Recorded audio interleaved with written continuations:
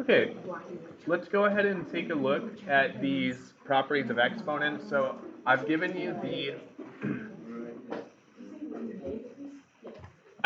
the definitions for each of them, but it's going to be more helpful for us to look at examples of each of them. So let's start with the product property. Essentially, what these properties allow us to do is they allow us to rewrite logs, okay, in different ways. Sometimes it can be beneficial to rewrite a log. So if we look at an example, for instance, and I'm going to use base 10, the common log, for all of these just to make it easier. We don't have to write the base down. Um, but if we have something like common log of 35, so this is a log base 10 of 35, we can rewrite this using the product property because the number inside the log is a product. Okay, the number inside the log is 35. 35 is a product of what? And good, it's a product of 5 and 7. So we can rewrite this. We can say, okay, this is a common log of 5 times 7. Now, what the product property says is that I can, if I have a product inside the log, I can separate this into two logs that are added together. So I can do something like this. I can say, okay, this is the same as common log of 5 plus common log of 7. And this is basically all the product property allows us to do. It just allows us to rewrite it in this way. We turn it into a sum of two logs. Now, we'll explain later why this is useful to do because right now it just seems like it's more complicated, but we will talk about why this is useful. So that's essentially the product property. You can rewrite a product as a sum of two logs. The quotient property is basically the same thing. It's just you use it with a quotient instead of a product. Okay, so a quotient property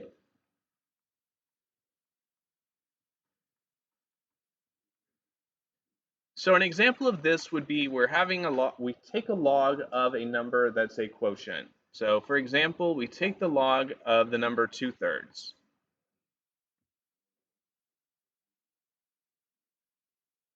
Okay, 2/3 is of course a quotient. 2/3 is a quotient between which two numbers? 2 and 3, correct, it's a quotient of 2 and 3.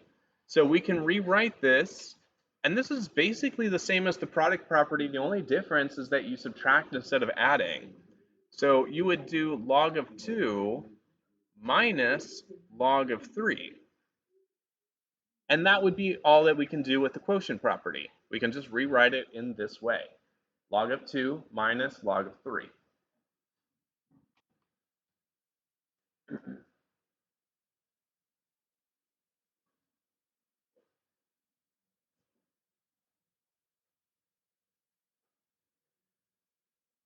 The last property is the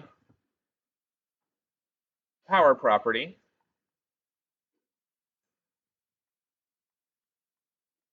So the power property, this has to do with when you have a power inside the log. So it's not a product or a quotient, it's a power. So an example of this would be if we have like common log of 8. Now we can use the power property on something like this because 8 is a power. Okay, 8 is a power of which number?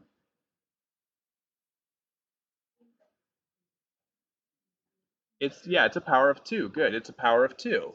So we can say, okay, well, 8 is actually a power of 2. It's 2 to the power 3.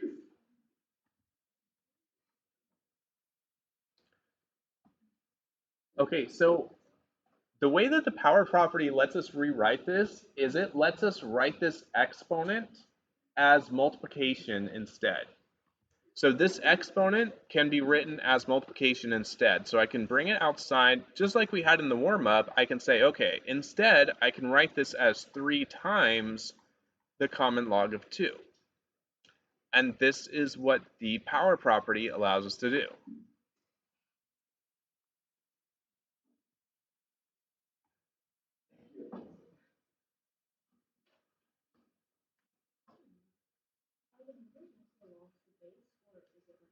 The base of all of these is 10. I'm using a common log so that I don't have to write the base. But for all of these, I've been using a base 10.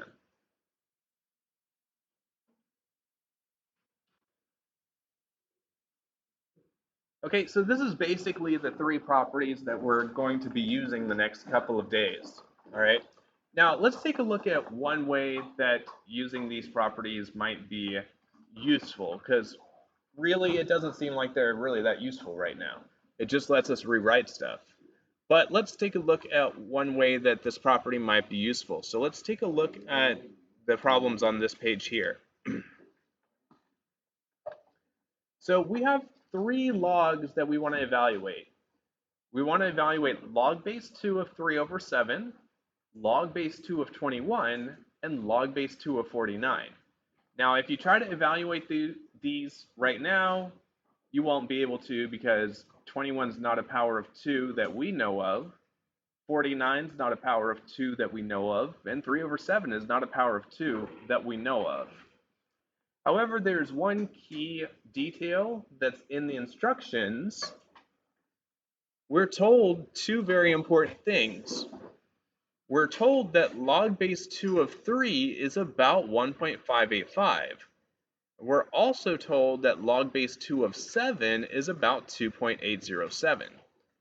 These are things we would not know on our own unless they were told to us, because log base 2 of 3, 3 is not a power of 2 that we know of, and 7 is not a power of 2 that we know of. So these are things that we would have to be told ahead of time. But now that we have this information ahead of time, we can use just these 2 pieces of information to evaluate all 3 of these logs here. All we have to do is use one of the properties to rewrite them so that these 2 things can be used.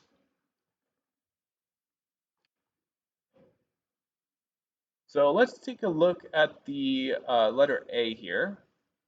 Log base 2 of 3 over 7. Now, first, I have to rewrite this, because I want to be able to use this stuff up here, so I have to rewrite this. So what property should I use to rewrite letter A? Yeah, quotient. It's a quotient between 3 and 7, so I'm going to use the quotient property to rewrite this. So I'm going to rewrite this as log base 2 of 3 minus log base 2 of 7. Bless you. Okay, so why does rewriting it in this way help me?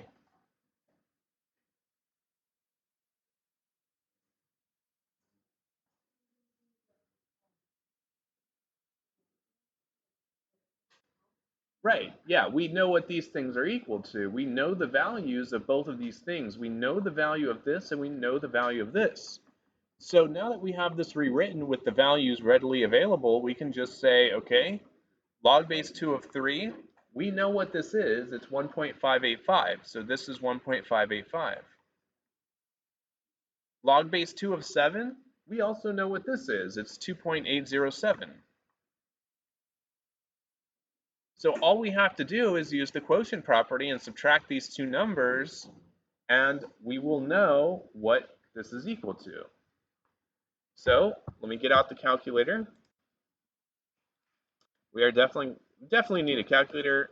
I mean, I guess technically you can do this by hand, but it's not very much fun. Okay, so if you subtract these 2, you get negative 1.222. Okay, so it turns out that log base 2 of 3 over 7 is approximately negative 1.222.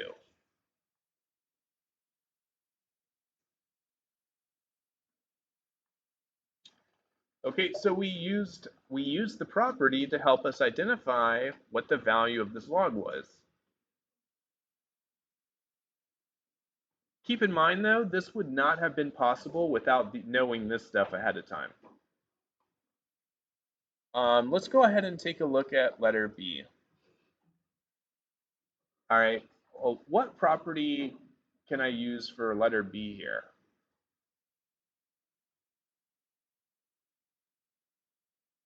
Log base 2 of 21. Product. Why can I use the product property here? Right, 21 can be written as a product of 7 and 3. So I can say, okay, this is actually log base 2 of 7 times 3, which means that I can use the product property because it's a product of 7 and 3, so I can do log base 2 of 7 plus log base 2 of 3. And just like before, this is going to be helpful because in the directions, they tell me what each of these are. They tell me what log base 2 of 7 is, and they tell me what log base 2 of 3 is. So I can just say, okay, well, I already know what this is. This is 2.807. I already know what this is. This is 1.585.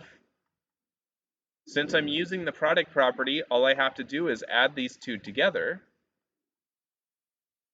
So once again, I'll get my calculator and I'll add these two together, and it comes to about 4.392.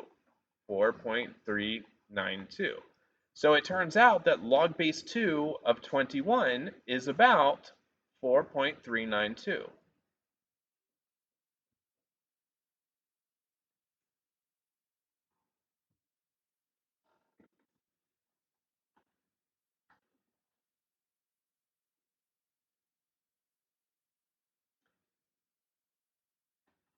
Now, for letter C, there's actually more than one property you can use for letter C. Okay, I want to use a property that we haven't used yet. Power property. I want to use the power property. Now, why can we use the power property for letter C here? Why can we?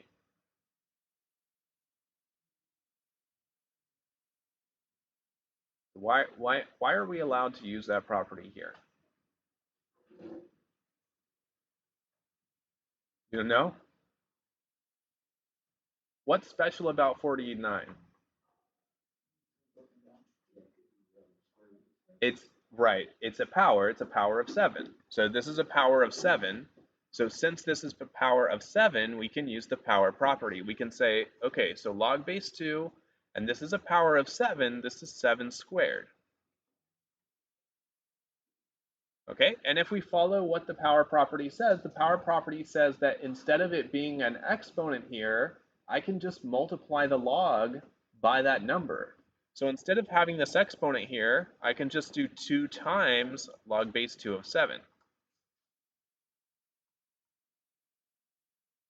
Okay, that's what the power property says. I can take that exponent and multiply it instead. So 2 times log base 2 of 7, and I know what log base 2 of 7 is. It is 2.807. So once again, just go into my calculator, and this is 5.614. So that tells me log base 2 of 49 is about 5.614.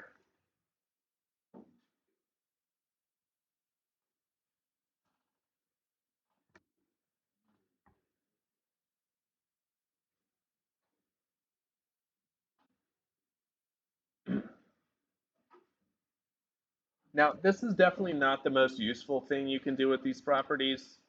Um, this is really just to kind of give us an idea of how do we use these properties. And these are really good problems to practice using the properties.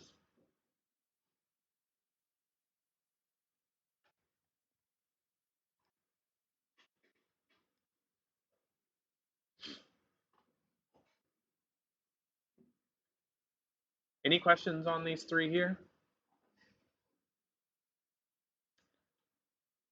Okay, so on the next page, I have 3 problems I would like you to try. They're just like the ones we did. I give you information. Okay, I give you log base 6 of 5 and log base 6 of 8, and you have to use these two to determine the value of these three logs. Okay, so go ahead and give that a shot, and when you get something, let me look at it, see if make sure it's correct.